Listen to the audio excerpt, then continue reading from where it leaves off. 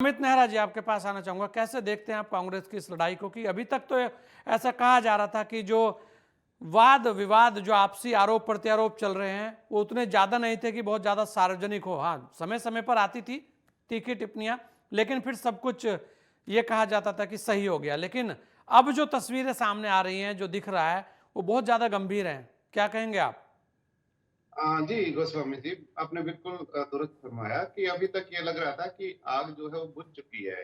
हम्म। लेकिन जो नीचे धधक रही थी उसने फिर थोड़ा सा विकराल रूप दिखाया अपना। अभी तक ये था, देखा जाए तो अशोक गहलोत जो काफी हद तक काम बने हुए थे, ठंडे बने हुए थे, कूल बने हुए थे। उन्होंने जो 23 मिनट का जो हमला बोला है वो अप्रत्याशित है एक तरह से, हम्म। पार्टी के लिए, पार्टी आला और कमान उनके के लिए। स्वभाव के विपरीत भी है। ऐसा बिल्कुल बहुत बिल्कुल। ज्यादा कभी बोलते दिखे नहीं वो। बिल्कुल, बिल्कुल। तो वो एक अप्रत्याशित कदम कहूँगा मैं। तो उसके बहुत सारे कारण हो सकते हैं। एक तो उनको ये लगा होगा कि अब उनकी स्थिति बेहद मजबूत है, क्योंकि पार्टी कोई उन पे एक्शन ले नहीं सकती, चुनाव सिर पे हैं। दूसरी बात ये है कि पंजाब में एक एक्सपेरिमेंट किया था कांग्रेस ने, इलेक्शन से कुछ दिन पहले कैप्टन अमरिंदर को जिस तरह हटाया था, तो उसका खामियाजा भुगतना पड़ा था कांग्रेस पार्टी को। तो उनको ये पता है कि शायद पार्टी हिचकेगी। तीसरा कारण ये हो सकता है कि भारत जोड़ो यात्रा कुछ दिन में राजस्थान में एंटर होने वाली है, तो भी उसका एक असर पड़ेगा कि एकदम पार्टी इस तरह के फैसले नहीं ले पाएगी। तो ये हकीकत क्या है, ये थोड़ा टाइम बताएगा, लेकिन फिलहाल ये है कि उनकी स्थिति बहुत मजबूत होने का संकेत उन्होंने दिया है।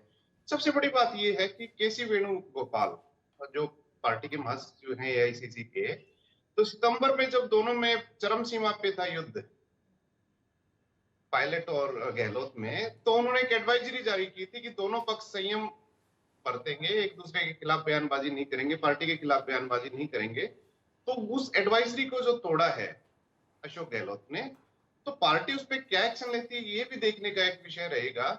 अच्छा अमित जी, हालांकि एक इस चीज पे बताइए। अभी आप देखिए जी कि भारत जोड़ो यात्रा जो चल रही है लगातार, जिसे लेकर बहुत सारी बातें भी हो रही हैं कि उस यात्रा का वास्तव में लोगों में एक उत्साह कांग्रेसियों में दिख रहा है, तो वो अब राजस्थान की तरफ आएगी। लेकिन उससे पहले ही वहां पर इतना बड़ा बम फोड़ दिया गया है, तो क्या असर नहीं पड़ेगा भारत जोड़ो यात्रा पर?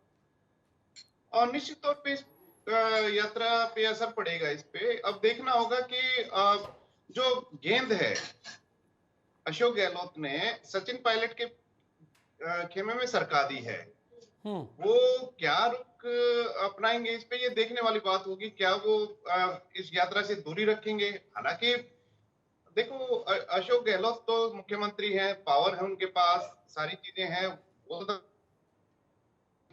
लेकिन इसमें इस बयान के बाद पायलट का रुख क्या रहेगा, इस बात पे बड़ा डिपेंड करेगा। लोग भी इस पे देखेंगे कि इतना बड़ा हमला होने के बाद भी क्या वो रुचि लेंगे इसमें, यात्रा में?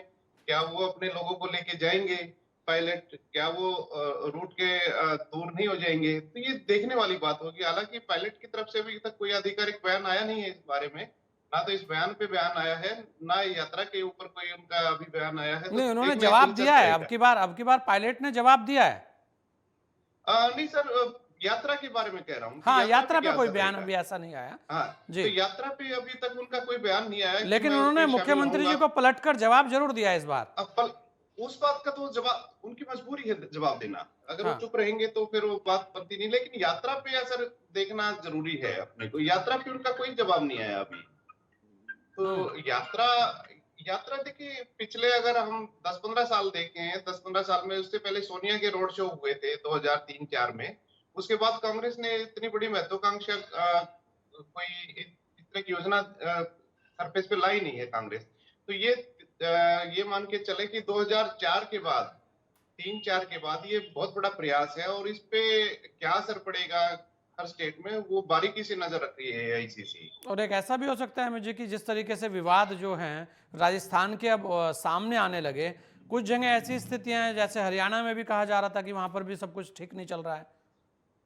बिल्कुल, तो हरियाणा असर में तो भी। सभी जगह पड़ेगा, क्योंकि अगर राजस्थान में ऐसी चीजें होंगी तो फिर हरियाणा में भी जो विरोध है वो मुखर होगा। बिल्कुल, कांग्रेस की रणनीति शुरू से ये रही है कि पक्ष भी हमारा, विपक्ष भी हमारा है। तो ये खुद अपने जो पार्टी में है, ये दो धड़े बनाने में यकीन रखते हैं कांग्रेसी। उसकी वजह ये थी कि पहले विपक्ष इतना मजबूत हुआ नहीं करता था, लेकिन अब जो पिछले 10-15 साल की राजनीति है, तो उसमें ये सारी चीजें थोड़ी-सी बदली हैं। अब उनको इस सोच से बाहर आना होगा, तो हरियाणा में निश्चित तौर पे असर पड़ेगा उसका। हुड्डा खेमा बहुत मजबूत है, तो उनके विरोधी भी हैं। हालाँकि एक विरोधी तो कम हो गया है हरियाणा में, जो अपना कुलदीप बिश्नोई थे, तो काफ़ी मुखर विरोधी थे, वो बीजेपी में चले गए हैं। लेकिन रणदीप सुरजेवाला है, शैलजा गुट है, तो किरण चौधरी हैं, तो वो क्या रिएक्ट करेंगे, तो मतलब देखने ग्रुप वाली ही बात ग्रुप तो है रहेगी। रमेश जी, ग्रुप ही हाँ, ग्रुप है। जी, जी, जी। तो चलिए बिल्कुल ये